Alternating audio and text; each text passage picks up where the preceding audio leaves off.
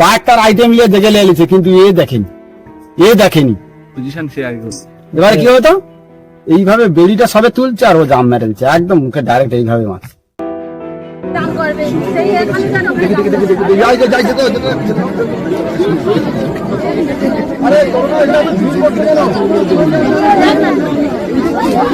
বাঘ এত ঘন শক্তি, তুমি যে জলের স্রোত যাচ্ছে না ও পারাবে না, ও আগে হাত দিয়ে দেখে নেবে যে জলের স্রোতটা কত।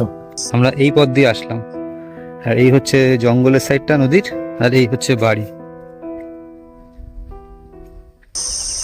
অত বড় একটা বডি, 6-7 ফুটের বডি, একটা বোরা ধরার তরে তার ভিতরে সেই ঘাসের ভিতরে শুয়ে যাবে, অথচ বোরাটা দেখতে পারেন। খেয়ে নিয়েছে তো, এইটা খেয়ে নিয়েছে, এই হাতটা এইখান থেকে এইটা আছে, এইটা এই মাঝের অংশটা খেয়ে নিয়েছে, মাংসটা খেয়ে নিয়েছে, এই মাংসের অংশটা খেয়ে নিয়েছে, তারপরে এই গলাটা খেয়ে নিয়েছে,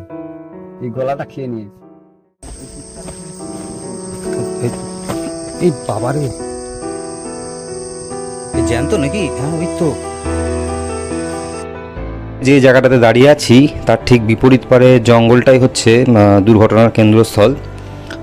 বেলা 11টা 11:30 নাগাদ দুর্ঘটনা ঘটার পর বিকেল 3টে নাগাদ 22 জন গ্রামবাসী এবং বন আধিকারিকরা মিলে একত্রে গিয়ে দুর্ঘটনাস্থল থেকে গলা খাওয়া, ডান হাত একদম ছিন্ন ভিন্ন এবং কোমরের নিচের অংশ থেকে বেশ কিছুটা অংশ খেয়ে নেওয়া সেই অর্ধনগ্ন এবং ক্ষতবিক্ষত দেহ গ্রামে ফিরিয়ে আনে। যে 22 জন গ্রামবাসী সেদিন জঙ্গলে গিয়েছিল বাঘের মুখ থেকে দেহটাকে ফিরিয়ে আনার জন্যে, তাদের মধ্যে অন্যতম এক দাদা আজকে আমার ভিডিওতে রয়েছে। তার মুখ থেকে শুনবো যে ঘটনাটা কিভাবে ঘটেছে এবং বাঘের মুখ থেকে তারা কিভাবে সেই দেহ ছিনিয়ে নিয়ে এসেছিল। তো সবটাই দাদার মুখ থেকে শুনবো।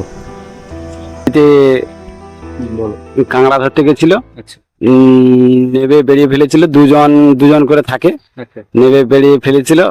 ওই ঠিক জোয়ার শেষমেশ ভাটা ধরবে, এবারে বাড়ি আসার সময় হয়েছে, সেই সময় বেরিয়ে গোছাতে যাচ্ছিল। ওই গেছিল এরা? ওরা 4 জন গেছিল, তার মধ্যে দুজন থাকে, আচ্ছা একজন একটু ডিফারেন্সে ছিল আর উনি ছিল, ওনাকে হাতে ক্যাংড়া সমেত ছিল, ওই সেই সময় জাম মেরে তারপরে নিয়ে চলে যায়। তারপরে ওরা যে 3 জন ছিল ওরা বাড়ি এসে আবার এখানে খবর দেওয়ার পরে আবার লোকজন নিয়ে গিয়ে নৌকো নিয়ে গিয়ে ছাড়িয়ে নিয়ে আসা হয় ওনাকে। ওই তখন তার মৃত হয়ে গেছে। সেই দিনই বডি পেয়েছে? হ্যাঁ সেই দিনই বডি পেয়ে গেছি, মানে ওটা 11টার দিকে ঘটনাটা ঘটে। বডি পেয়েছি প্রায় 3টের দিকে, হ্যাঁ বিকেলবেলা 3টার দিকে ওকে ছাড়িয়ে নিয়ে চলে আসা হয়, তারপরে পোস্টমর্টম করতে নিয়ে চলে যায়। আচ্ছা এই জঙ্গলে? হ্যাঁ সুন্দরবনে এইটাকে লকপুর বলে। কি নাম? লকপুর জঙ্গল, মাদলার একটু শাড়ি জঙ্গল, আচ্ছা ওরই ভিতর থেকে একটা ছোট শাড়ি থেকে নিয়ে চলে যায়। 3 জন গেছিল?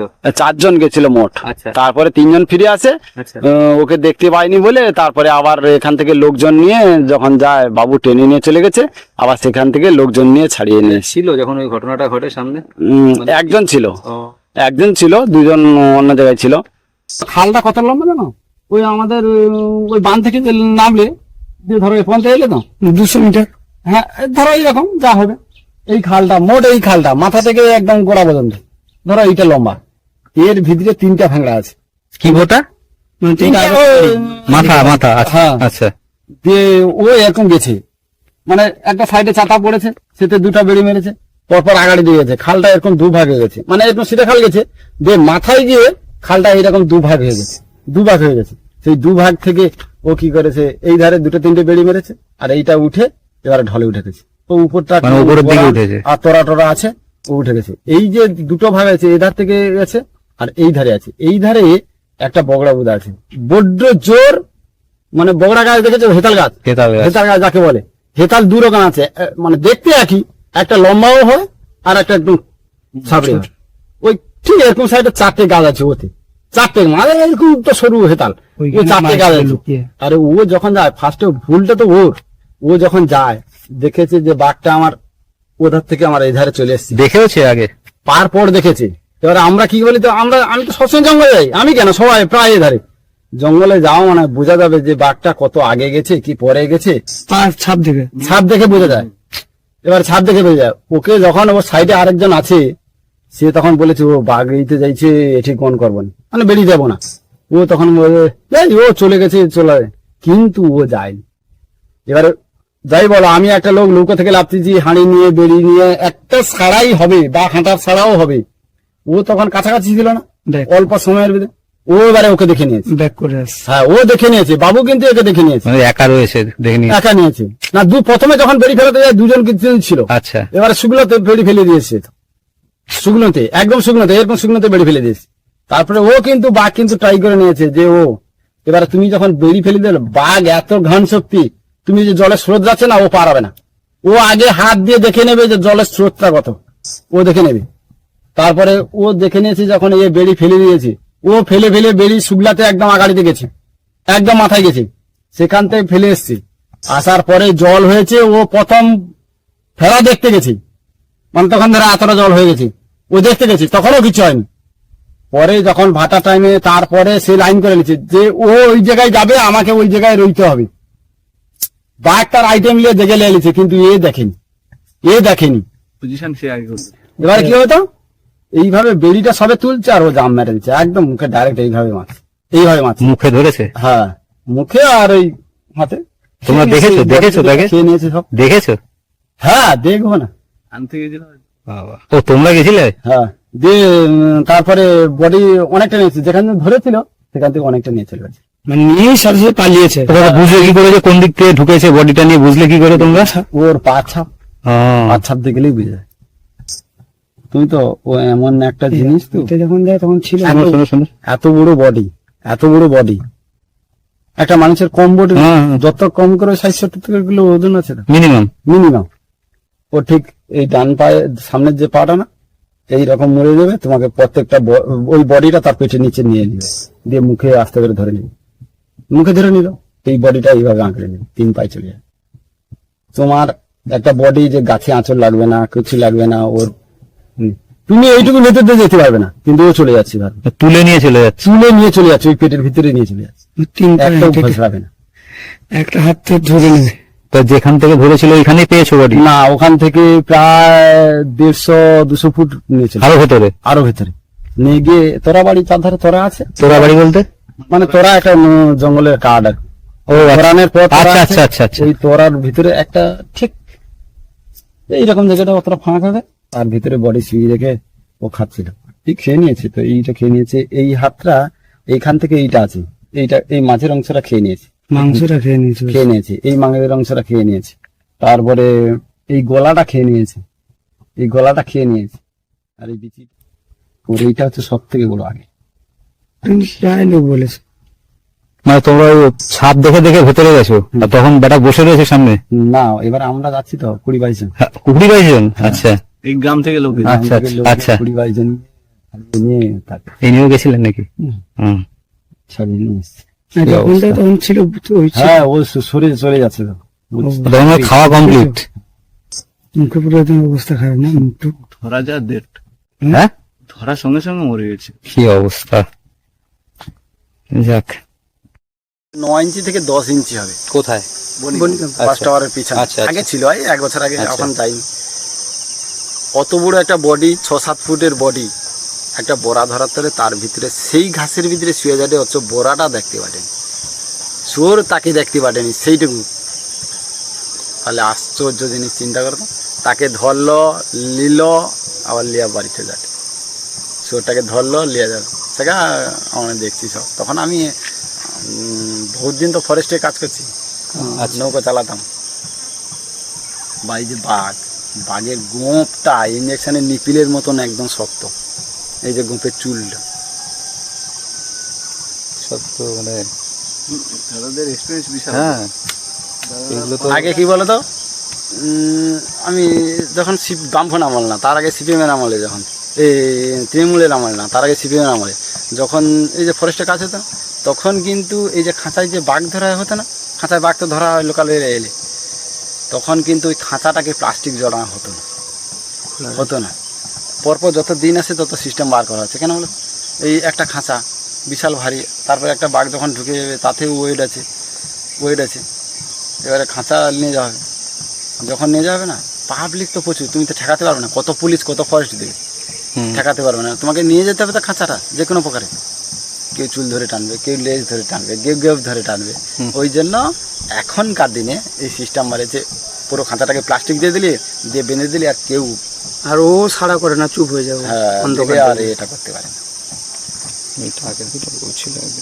আচ্ছা, এই জায়গাটা দেখুন, এটা ওই বিকেলবেলায় গ্রামের স্থানীয় লোকজন একটু গল্প গুজব করে, আড্ডা করে। তো এই জায়গাটা দেখুন অবস্থা,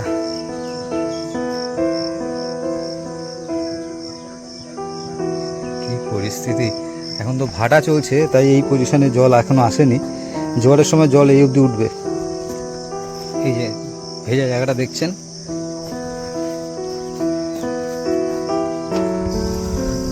মানে যাচ্ছি কিন্তু এখন গ্রামের মধ্যে দিয়েই, কিন্তু এই পোর্শনটা পুরোপুরি এই চর আর এই নৌকা আর জঙ্গল পর পর পর পর করে। জায়গাটা দেখুন একবার,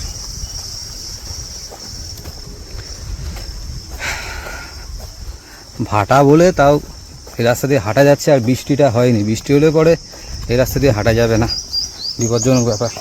এই দেখুন পরিস্থিতি, এই সোজা নদীর দিকে বেরিয়ে যাবে এই বরাবর। এই জায়গাটা দেখুন, একটু জুম করি।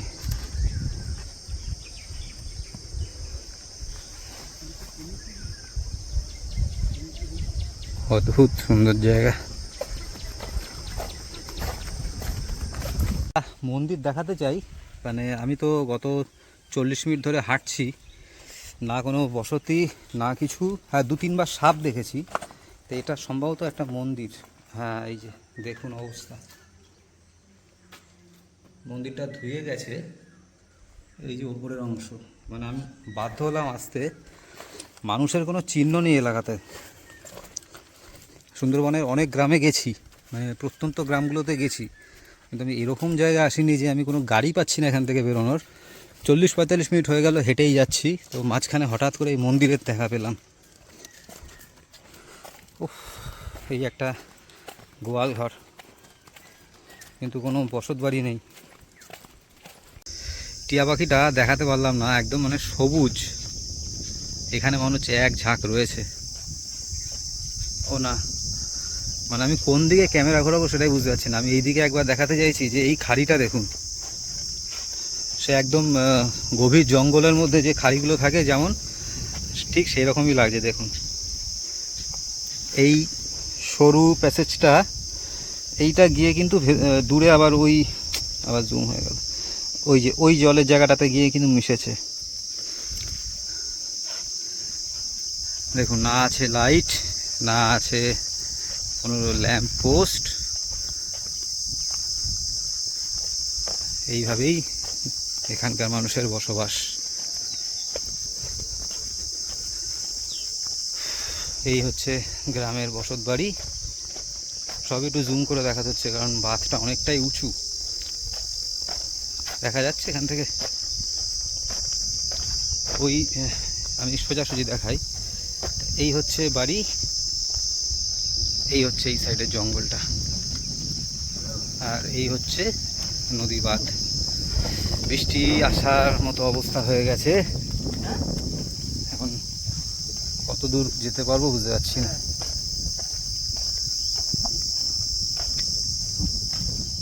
আচ্ছা, এই যে বলে না যে হেতাল বনের মধ্যে বাঘ লুকিয়ে থাকে, তো যারা যারা হেতাল গাছ দেখেননি তাদেরকে একটু দেখাচ্ছি। এই দেখুন, এই যে খেজুর গাছের মতো পাতা, এই হচ্ছে হেতাল বন। মানে এর মধ্যেই বাঘ ওই 7-8 ফুট বা 8.5 ফুটের বডিটাকে গুটিয়ে একদম ছোট্ট করে নিয়ে ওর ভেতরেই লুকিয়ে থাকে বডিটা।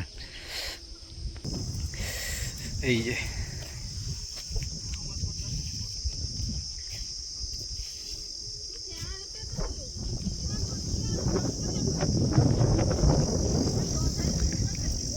জায়গাটা দেখছেন, ও আচ্ছা, হেতাল গাছের ফল দেখেন। আর একটু জুম করবো, এই যে দেখেন হেতাল গাছের ফল।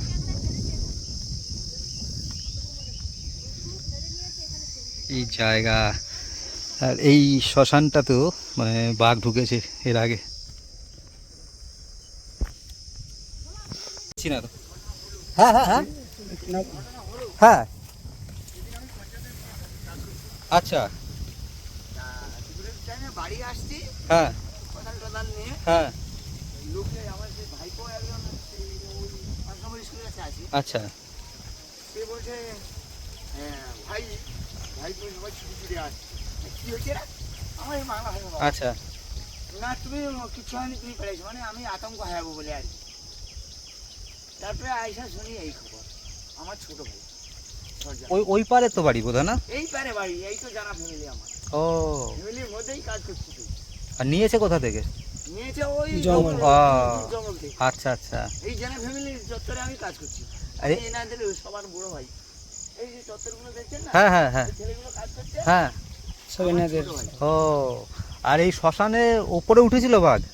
সে সেপারে ছিল, আচ্ছা আচ্ছা এবারে এসছিল, হ্যাঁ হ্যাঁ হ্যাঁ হ্যাঁ এখানে পোড়াই করা হয়েছে আর কি।